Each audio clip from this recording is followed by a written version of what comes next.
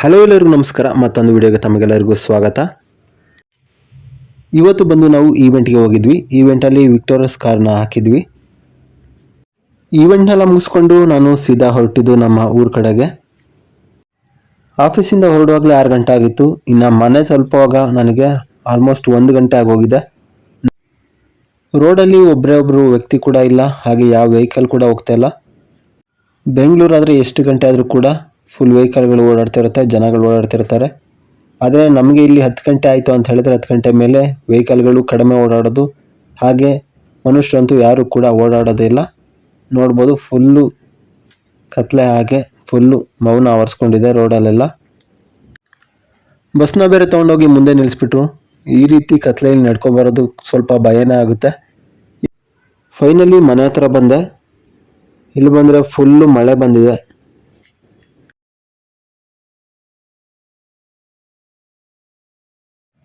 ಮಳೆ ನೀರೆಲ್ಲ ಬಂದಿಲ್ಲಿ ಕೆರೆ ರೀತಿ ನಿಂತ್ಕೊಬಿಟ್ಟಿದೆ.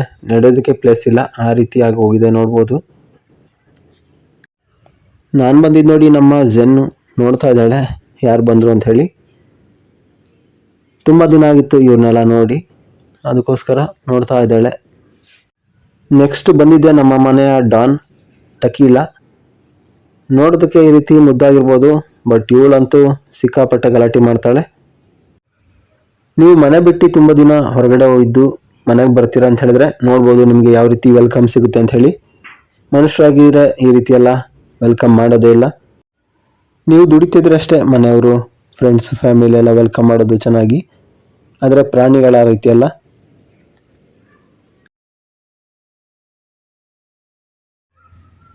ಇನ್ನು ಊಟ ಮಾಡೋಣ ಅಂತ ಹೇಳಿ ಕೂತ್ಕೊಂಡೆ. ನೋಡಿದ್ರೆ ನಮ್ಮ ಟಕೀಲಾ ಕೂಡ ಬಂದ್ಲು. ಅವಳಿಗೆ ಮೊಸರನ್ನ ಕೊಟ್ಟು ನಾನು ಅನ್ನ ಸಾಂಬಾರನ್ನ ಊಟ ಮಾಡಿದೆ.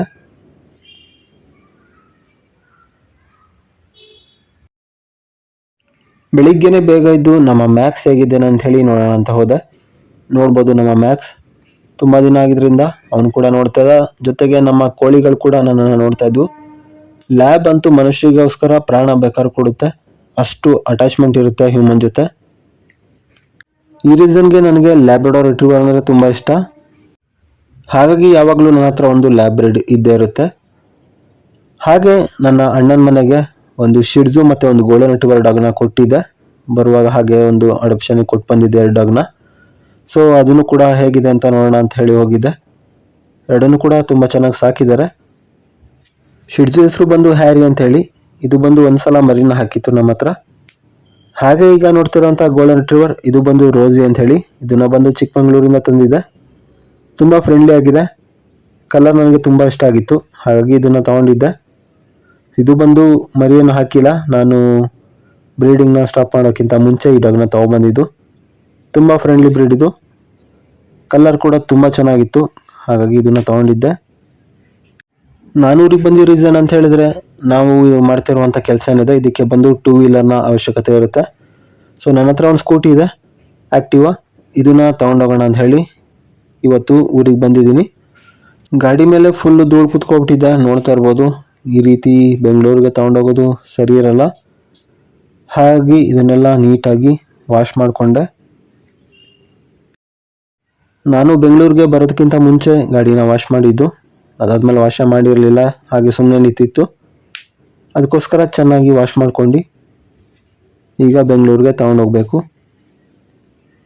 ಗಾಡಿನೆಲ್ಲ ವಾಶ್ ಮಾಡ್ತಿದ್ದೆ, ಆಗ ಪಕ್ಕದ ಮನೆಯಲ್ಲಿ ಒಂದು ಲ್ಯಾಬ್ಸ್ ಹಾಕಿದ್ದಾರೆ. ಅದು ಹೀಟಿಗೆ ಬಂದಿದೆ, ಕ್ರಾಸಿಂಗ್ ಮಾಡಿಸ್ಕೊಡಿ ಅಂದರು. ಅದಕ್ಕೆ ನಾಯಿ ಹೀಟಲ್ಲಿ ಇದೆಯಾ ಇಲ್ವಾ ಅಂತ ಹೇಳಿ ಚೆಕ್ ಮಾಡೋಣ ಅಂತ ಹೇಳಿ ಹೋಗಿದ್ದೆ. ಮನೇಲಿ ಚಿಕನ್ ತೊಗೊಬರೋಕ್ಕೆ ಹೇಳಿದರು, ಹಾಗಾಗಿ ಚಿಕನ್ ತರೋದಕ್ಕೆ ಹೋಗಿದ್ದೆ. ನೆಕ್ಸ್ಟ್ ಅಲ್ಲಿಂದ ಬಂದು ನಮ್ಮ ಮ್ಯಾಕ್ಸ್ನ ವಾಕಿಂಗ್ಗೆ ಅಂತ ಹೇಳಿ ಕರ್ಕೊಂಡೋದೆ. ಪಕ್ಕದ ಮನೆ ಡಾಗ್ ಬಂದು ಹೀಟಲ್ಲಿದೆ, ಕ್ರಾಸಿಂಗ್ ಮಾಡಿಸೋದಕ್ಕೆ ನಾನು ಇರೋಲ್ಲ. ಬಟ್ ಹ್ಯಾಂಡ್ಲರ್ಗೆ ಹೇಳಿದ್ದೀನಿ, ಅವರು ಬಂದು ಕ್ರಾಸಿಂಗ್ನ ಮಾಡಿಸ್ಕೊಡ್ತಾರೆ.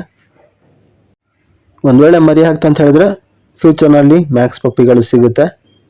ಇವೊಂದು ಇದುವರೆಗೂ ಯಾವುದೇ ರೀತಿ ಫೇಲ್ಯೂರ್ ಆಗಿಲ್ಲ. ಕ್ರಾಸಿಂಗ್ ಮಾಡಿಸಿರೋ ಎಲ್ಲ ಡಾಗ್ಗಳು ಕೂಡ ಮರಿ ಹಾಕಿದೆ. ಪಪ್ಪಿಗಳ ಕೌಂಟಿಂಗ್ ಎಲ್ಲ ಚೆನ್ನಾಗಿದೆ, 9 ಪಪ್ಪಿ ತನಕ ಬಂದಿದೆ. ಜೊತೆಗೆ ಕ್ವಾಲಿಟಿ ವೈಸ್ ಕೂಡ ತುಂಬ ಚೆನ್ನಾಗಿರುತ್ತೆ. ಇವನು ವಾಕಿಂಗ್ ಮಾಡಿಸೋಷ್ಟರೊಳಗೆ ಮನೇಲಿ ಚಿಕನ್ ಸಾಂಬಾರೆಲ್ಲ ರೆಡಿ ಮಾಡಿದರು.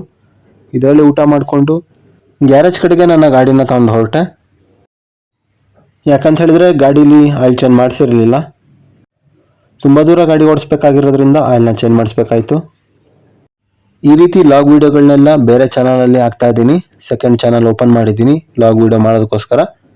ಆದರೆ ಈ ವಿಡಿಯೋದಲ್ಲಿ ನಮ್ಮ ಡಾಗ್ಸ್ಗಳ ಅಪ್ಡೇಟ್ ಜಾಸ್ತಿ ಇದ್ದಿರೋದ್ರಿಂದ ಈ ಒಂದು ವಿಡಿಯೋನ ಈ ಚಾನಲ್ನಲ್ಲಿ ಅಪ್ಲೋಡ್ ಮಾಡ್ತಾ ಇದ್ದೀನಿ. ಸ್ವಲ್ಪ ಕೋಲ್ಡ್ ಆಗಿದೆ, ಹಾಗಾಗಿ ವಾಯ್ಸ್ ಅಷ್ಟೊಂದು ಸರಿಯಾಗಿ ಬರ್ತಾ ಇಲ್ಲ. ಗಾಡಿನೆಲ್ಲ ರೆಡಿ ಮಾಡಿಕೊಂಡು ನೆಕ್ಸ್ಟು ಬೆಂಗಳೂರು ಕಡೆಗೆ ಹೊರಟೆ. ಹೋಗೋದಕ್ಕೆ ಮನಸ್ಸೇ ಇರಲಿಲ್ಲ, ಆದರೂ ಕೂಡ ಬೆಂಗಳೂರು ಕಡೆಗೆ ಹೋಗಲೇಬೇಕು. ನಮ್ಮಂಥ ಎಷ್ಟೋ ಹುಡುಗರಿಗೆ ಇದೇ ರೀತಿ ಆಗುತ್ತೆ. ಊರಿಗೆ ಬಂದರೆ ಬೆಂಗಳೂರು ಹೋಗೋದಕ್ಕೆ ಮನಸ್ಸೇ ಬರೋದಿಲ್ಲ. ಏನು ಮಾಡೋ ಹಾಗೆ ಇಲ್ಲ, ನಮ್ಮಂಥ ಎಷ್ಟೋ ಮಿಡಲ್ ಕ್ಲಾಸ್ ಹುಡುಗರ ಕತೆ ಹೀಗೆ ಆಗಿದೆ. ಮನೆಯವ್ರಿಗೋಸ್ಕರ ನಮ್ಮ ಕನಸು, ಊರು, ಮನೆ ಎಲ್ಲನೂ ಕೂಡ ಬಿಟ್ಟು ಬೆಂಗಳೂರಿಗೆ ಬಂದು ದುಡಿಬೇಕಾಗುತ್ತೆ. ಓಕೆ ಫ್ರೆಂಡ್ಸ್, ಇದಾಗಿತ್ತು ಇವತ್ತಿನ ವಿಡಿಯೋ. ನೆಕ್ಸ್ಟ್ ವಿಡಿಯೋದಲ್ಲಿ ಬೇರೆ ರೀತಿಯ ಅಪ್ಡೇಟ್ಗಳನ್ನ ಕೊಡ್ತೀನಿ.